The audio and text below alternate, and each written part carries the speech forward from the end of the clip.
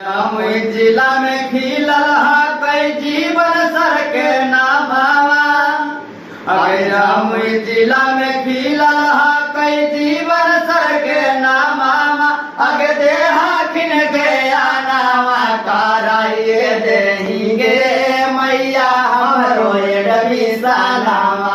कराइए देहिंगे मैया हमरो डबीसानावा। अगे पढ़बो लिखबो बनबो हमें देशा के जवानावा।